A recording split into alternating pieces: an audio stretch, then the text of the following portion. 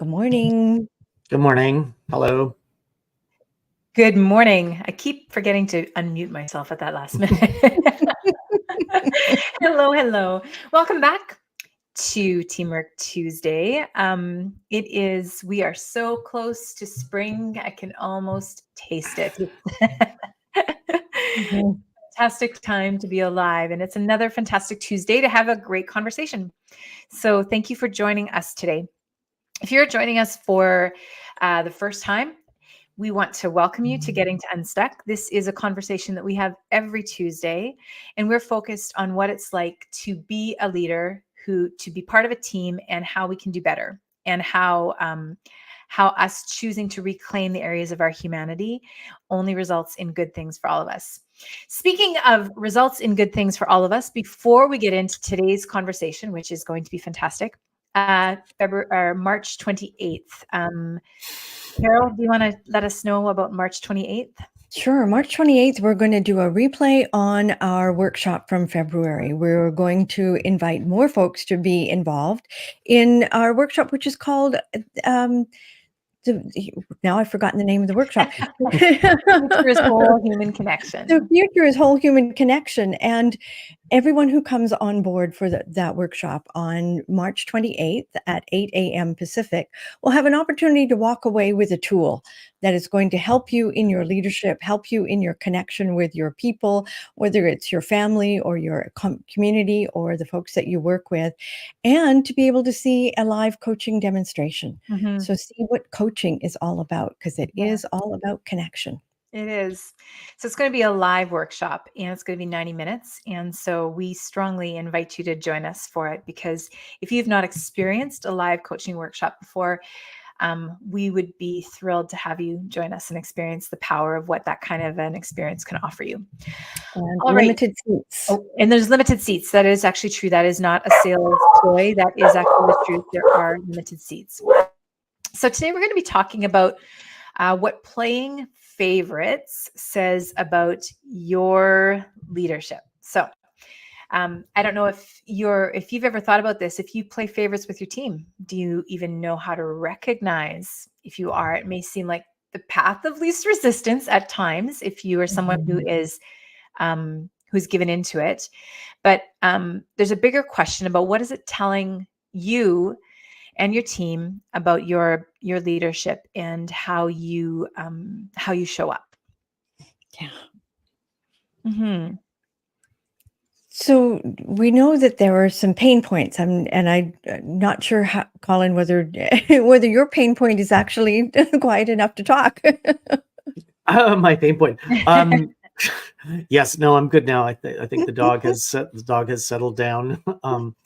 But yeah, I mean, the pain points are things like decreased motivation, decreased morale. You have things like obviously increased turnover. But the biggest impact, I think, is what we talk about often, is this idea of the erosion of cultural cohesion, right? Where you begin to, if favorites are perceived and seen, then you begin that sort of breakdown of cohesion, and then the toxicity comes in, and ultimately loss of trust, right? Which we spoke about on a couple of times ago. So, again, not a lot of great ingredients for a cocktail to make a team a team function, right? One of those topics that gets talked about a lot but not in front of the leader. It's the kind of conversation that is had in the lunchroom. It's had, over cocktails after work. It's like, oh, they always choose that person to be on their team. They always pick that person first. And it's the same, is actually yanks us right back to our childhood experiences of being of favoritism in the playground. Yeah. And because it echoes so dramatically in our previous traumas, it can be really insidious and quite nasty if there is perceived favoritism. Even just the perception of it can be damaging to you as a leader. Yeah. And I think favoritism happens in a variety of ways. Like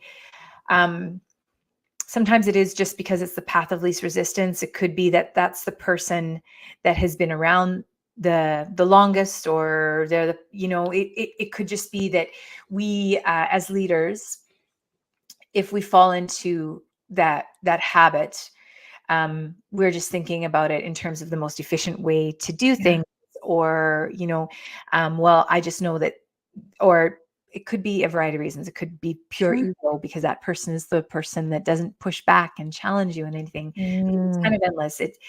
But it also opens up the reality of the conversation about how inclusive is your workplace, Mm-hmm. in your team. How inclusive is your team, and how safe do people feel on your team to put their hand up and say, I want to be a part of what's going on there? Or how, for us as leaders, how often do we push ourselves past what would be our natural default to choose, whether it's for an affinity's sake or whatever else, and to actually think bigger and be willing to see the possibilities of what we can create with other people. Mm-hmm. So I think the opening question is to be able to consider, if you are a leader and listening to this, that are you playing favorites, and really be honest in your inventory. It's like, have I equitably offered opportunities across my team? Yeah. Or do I always go, as you said, Crystal, with the path of least resistance because I know so-and-so can get it done? Right? There's both sides of it. There is an aspect of it that makes sense, unfortunately. Yeah. Yeah. Yeah. And I think it also, I mean, I've had situations where I have been coaching a client, and their frustration has been that they've seen the leader play the favorites, and they've seen people bypass them, even though there was an established way. This is an order of how we do things, of who's reporting to who, and that people felt the freedom, or the ability to be the exception, to bypass them and go around straight up to the person, and that the leader is not calling that out. And that does, Colin, what you said, that does erode trust, and trust is not easily won back once it's lost. Yeah, we've talked about that. I think too, it kind of, because you can see it easily happening, because as you guys were speaking, I thought of the performance review, right? So if you have somebody that's not performing on your team, right, not meeting, it's easy to veer towards the ones that are, right? But I guess the nugget here is perhaps you need to dig deeper with that individual to find out why the performance is not happening. And it may have something to do that with nothing that you've thought about, nothing about career development or training. It might be something totally external. So it just begs greater awareness, I think, and greater mindfulness, because it can be so easy to go, well, they're not performing, I'm going to just go over here, right? Yes. Yeah. In the fast-paced world that we're living in. Well, and we were talking about deadlines. I mean, if you know you've got a deadline coming up, and you know that this person beside you is going to get done what needs to get done, you're not even going to think twice about handing it to that person. But we also talked about, and I wanted just to bring this back, that when can having favorites be valuable? And does it have that was a question I posed, Colin, and so does it have value? It does, actually. It does have value, and that's why it's this tightrope of awareness to walk, right? Because it can contribute to increased motivation. It can contribute to the development of talent, right? So you see somebody, so it's this fine line between like mentorship and favoritism, right? Like that you've got to walk, and it can also increase communications or improve communications. So there's some positives to it as well. We can't throw the baby out with the bathwater, but maybe that's an interesting question, right? How do you draw the line between mentorship and favoritism? Yeah. Well, I think the answer is the story that you were sharing, Crystal, about the mom on her deathbed. Oh yeah, this is such a fantastic story. So I heard an Indigenous gentleman, I believe he's from Saskatoon, share this fantastic story one time during a story time session. And his mother was, she was towards the end of her life, and there was 3 sons, and they were each spending time in the hospital with her. as she was preparing to pass. And he went in and he was, having what did become his last conversation with his mother and telling her how much she meant to him. And, she was not very communicative because she was quite quiet, but she just, as he was finishing up, she said, "Don't tell the other boys, but you were always my favorite." And he said he left thinking, first of all, thinking, wow, I am her favorite. I knew it all along. And now I just got the proof. And then after she had passed and the three brothers were in conversation, it came up that one of them confessed that she had said that to him as well. And it turned out that she had said that to all three of them. And I remember thinking, first of all, it brought me to tears.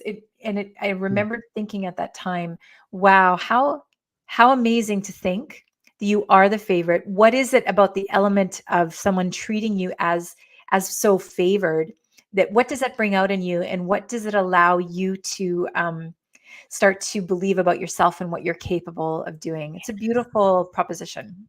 Mm-hmm. Yeah. And I think we've all worked with charismatic leaders who are, when you're in their element, when you're in their circle and they shine their light on you, you really feel like you are special. Yeah. And I think that's really the element that I think this conversation is about, is how you can be a leader and shine your favoritism on everyone so that everyone feels that they are special and taken care of in your perspective, in your view. Yeah. Yeah. Yeah. No matter what they're bringing to the table. Right. And that's it's not, maybe it's not a light that, it's not a floodlight on everybody, really understanding who are the human beings that you have in the room. What are the real drivers behind them? Because I think, again, going back to performance reviews, they can be so tedious and connected to raises and things like that. But, really going in and diving into what is unique and special about every individual that you've got on your team. Yes. And that takes a bit of effort and a bit of time, but, well, and it causes us as leaders, if we're looking at ourselves, to take on a little bit more, because we're going to naturally be inclined to move towards people who we have alignment with, those people who we're naturally comfortable with, who we have an affinity with. Those are the easy ones. It's the ones where we don't have that same kind of connection, that being a leader, what it requires is what you just said, Colin. You have to go and find out a little bit more so that they also feel like that they have your attention, and that you found out something about them. So there's a little bit more work that's done and perspective that's required when a leader isn't connect with every single human being, which they wouldn't, right? We don't. Well, there's some fun assessments to do that people can do. There you go. Coffee is hitting in.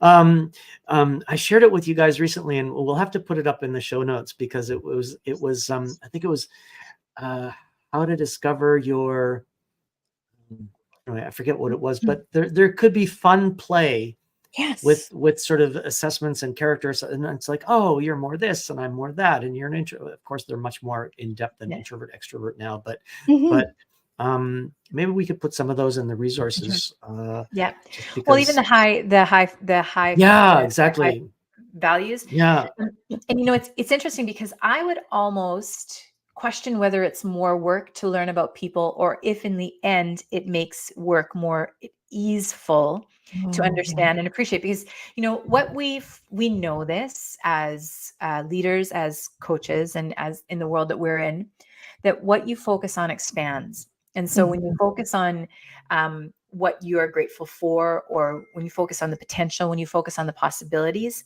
your actual ability to be able to comprehend it and take it in also expands with it, right? Because your line of sight changes, right? You start to see things differently. You come out of tunnel vision.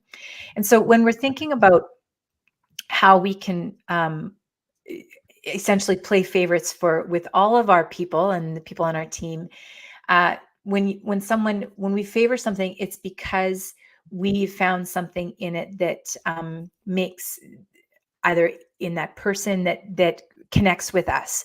So looking for and understanding people and what their values are, what their strengths are, what they bring to it, and even the power of appreciating their story, like what's important to them, what brought them to this place. Like we know this, we are whole humans. And when we approach leadership with that perspective and being and centering our mindfulness around the people that we're connecting with, it really does open up all kinds of incredible possibilities. Yes. And that's where, to be truthful, a coach comes in. Yeah. Is if you're a leader who thinks, oh, I've been accused of playing favorites, or I think I'm playing favorites, to have someone to offer an objective perspective and to take a look, do an inventory. How do you lead a meeting? Who do you call on first? Who do you assign work to? Who do you acknowledge? And just really looking at how you interact with the people in your organization, and to really review that, to gain some perspective and to hear other sides, to be able to see, as you said, what is the story? What's one thing you know about that person that you didn't know before? Right. That brings the humanity back into the workplace. Yeah. Yeah. Yeah. I like what you said, though, Carol, well, both of you, but about that it might be hard at the beginning, but then I think it does get easier once you understand what people are bringing to the office, right? Instead of just thinking that they go over that threshold of the office door and they turn into a widget or a widget maker or whatever it is, understanding that doesn't happen, right? Everybody brings their personal life and their family life and the other 18, 16 hours a day that they're doing things. So just being cognizant of what they're bringing into the office, being aware of it, asking them about it, sharing, caring, will make a difference in the long run. It's a little bit like that concept of putting you on your own oxygen mask first. Yes. Do it now, and later will be better. Yeah. It's true. It does make a difference. And I think that when we look at the workplaces that we have enjoyed being in, and when we look at the leaders that we have appreciated working for, there has been that element of play. Yeah. There's been the element of fun, and there's been a sense that we knew each other. Yeah. I know we often go back to our experience at Playground and is the division of Interwest, and how connected we are with those people that we worked with, because we knew stuff about each other. We cared about each other. And there was this sense of shared fun and experience, as well as the workplace, because those deadlines are not going to go away. Those reports still have to be written. So how do we bring in the element of humanity into that kind of pressure cooker? Yeah. Yeah. I get it. That idea of I get you is really big, I think. I get you. Yeah. We might not always get along every day. We might not agree on everything. We might not, even, I don't know. But I get you means that all of the rest that's okay, because the fundamental part is we are just humans trying to get by. Trying to get by in a crazy world. Yeah. You said something. Yeah. And I think that, go ahead, Carol. No, please go ahead. No, you. I insist you. All right. Well, what Colin said before we started was that in most cases, like 99% of the people that are listening to this, they're not performing brain surgery. So no one is going to lie bleeding on the table if we miss a deadline. Yeah. So we need to remember that too, and have a little freedom, a little breathing room in the pressures that we apply to each other in the workplace. Yeah. Because that's so much of what we hear when we're coaching people, is that they're ground down by the requirements. Yeah. So the invitation is really just to take a breath and realize, okay, we're not going to leave anybody that is on death's door. We're going to actually take care of people instead. Yeah. Yeah. And this conversation has been inspired by us looking into the things that teams wished their leaders knew that they think about them. And so to wrap up, I'm curious, what is a question as coaches? What is one of the questions that you would leave with a leader to consider if they are playing favorites? What's the invitation or the question there that you would have for them? I don't know. I might be really blunt. Do you play favorites? Yeah. Yeah. I think I would be. I mean, that's my natural instinct most times anyway. But I think I would be, are you playing favorites? Or how would you to open recognize it it? up as a good coaching question should be not closed-ended is how Yep. would you know if you were playing Yeah. favorites? Okay. Yeah. Yeah. Okay. That's what I was. Fantastic. And I would ask them, I wrote it down just before we started. What would it look like if you treated each team member as if they were your favorite? What would your leadership look like? Yeah. That's good. I think you win. Well, I think they're all important questions because like any good question, there's a time that it can pull out. It will unveil the truth. And that's why we do what we do. Thanks for joining. If you enjoyed the show or you enjoy the show in general, please leave us a review, like it, share it, all that good stuff. You can find us everywhere that you listen to podcasts or watch them as well.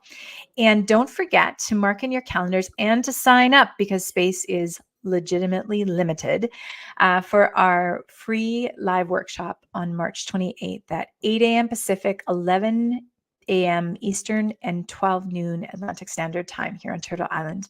Until the next time, take care. Thanks, everybody. Bye-bye. Bye.